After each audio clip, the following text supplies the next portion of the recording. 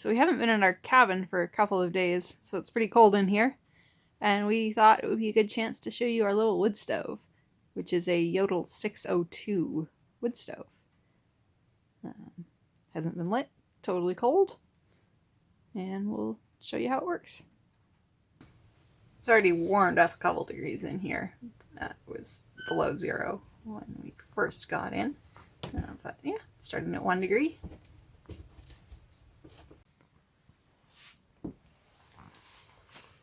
Take a quick look inside. There's no fire bricks in the 602 because it is cast iron. So the stove itself acts as a heat sink.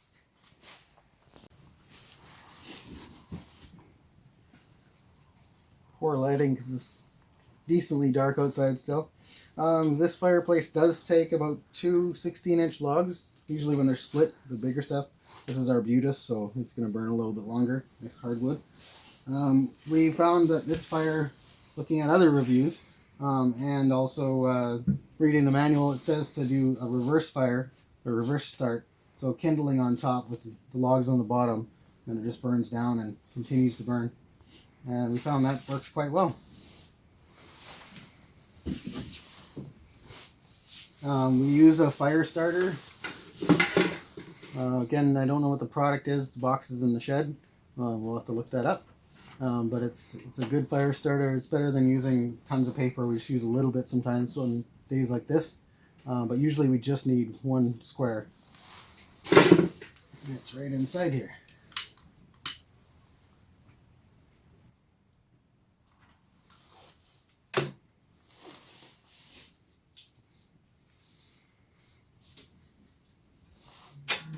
There is an air intake, like a vent on the front, for stopping it down and opening it wide up.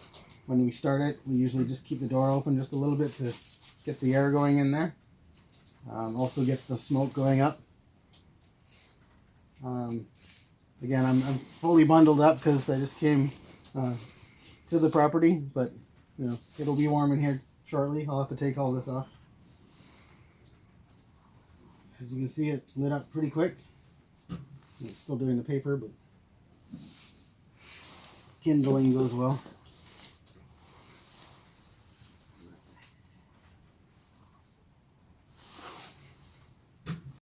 Just as the fire is starting up, I thought I'd show you our setup. It's all to the Jøtul recommendations. So we have a non-flammable base, which is tile all around it. It's sitting up on a kindling box, which is nice, and then some more non-flammable tile in front. Obviously, when we finish the floor, we'll figure out how that tile fits in properly with the floor. And behind the wood stove, we have some old metal roofing. Sad story about a woodshed that lost a fight with a tree, but anyway, we ended up with some metal roofing. It was red, we just spray painted it black with high temperature spray paint, and it's spaced out from the wall 1 inch because your fireproof backing needs to be 1 inch from the wall. So the pipe that we used is double-walled insulated pipe, or double-walled pipe. I don't think it's insulated, but again, per the recommendations, that goes all the way up to the ceiling. And then we have the box. And then on the outside, it's a stainless steel pipe. And behind the walls, as Phoebe said, there's a 1 inch gap. It's also with washers to keep that 1 inch gap. And in between every single washer, I used a high temperature silicone to keep them together and also to keep that heat from going through to the wall.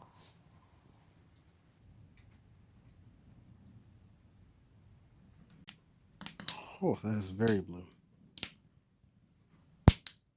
So as you can see, it picked up pretty fast, and it's going to burn quite well. And it once it heats up, it actually, you can stop it right down and just put a log in once in a while. And even if it's a little bit of coals, we actually have a lovely handmade puffer. What is it called? Bellows. A bellows that Phoebe and her dad made. Her dad is really good at making them. And You just give it a little puff with the log in there if there's just coals, and it starts right up.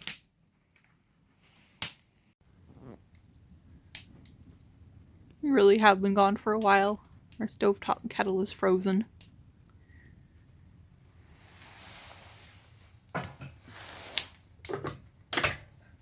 was ice. We're given this for Christmas, which is a lovely thing. It's hard to find ones without rubber feet. And we just use it for putting underneath the pots and kettle when it gets too hot. You just rest it on here and then it stops boiling and just keeps it hot. Trivet. Trivet. I always call it a trivet. It's a trivet. So we found that everything came with pretty good instruction manuals. So we have here the instruction manuals for the chimney. Had all the installation guides, all the clearances, everything like that. The wood stove itself came with a great installation guide. Lots of A's and B's about clearances. Alright, so it's got the clearance tables, how far you have to be from combustibles, single wall, double wall, all that stuff. It also tells you if you want it on an angle like we have it, or if you want it squared to a wall. The different angles. It's a great manual. Yeah. So, there you go, different configurations, all that. Little diagram of the stove. You can get new gaskets, new doors, new handles, all that.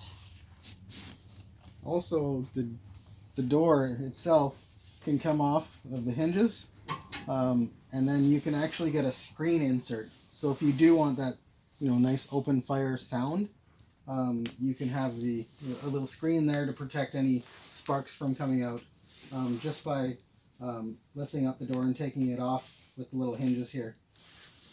And then you put the screen on. And as you can see, it's burning down quite lovely. It's already 2 degrees.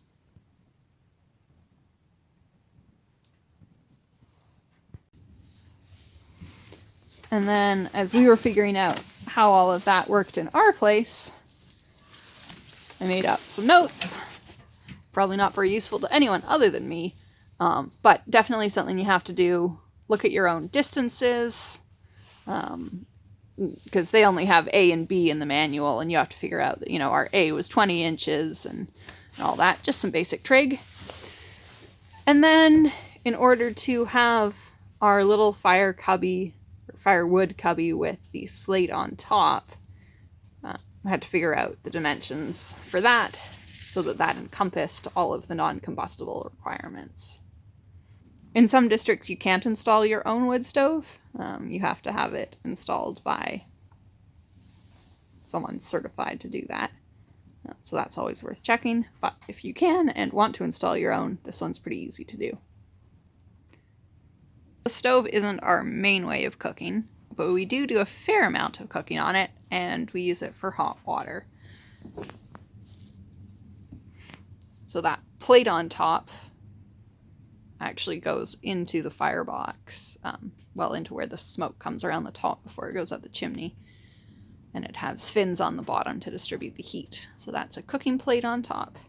Does very well.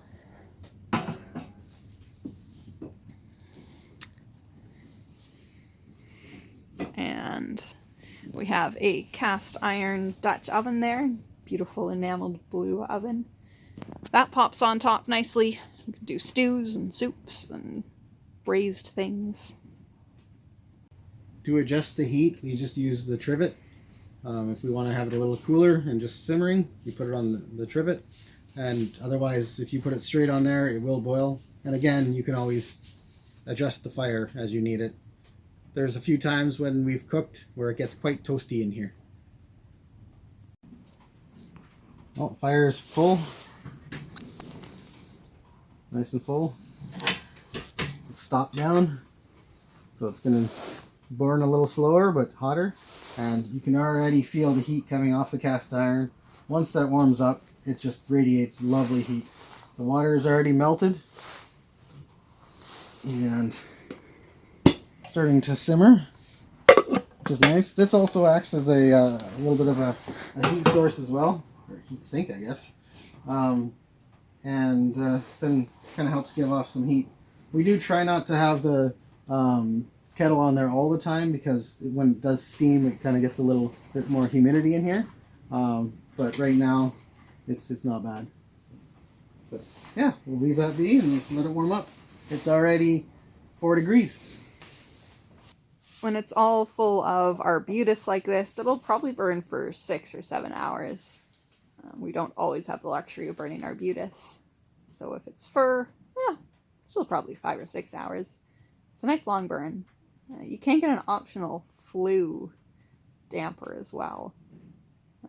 But I don't think we'll go for that.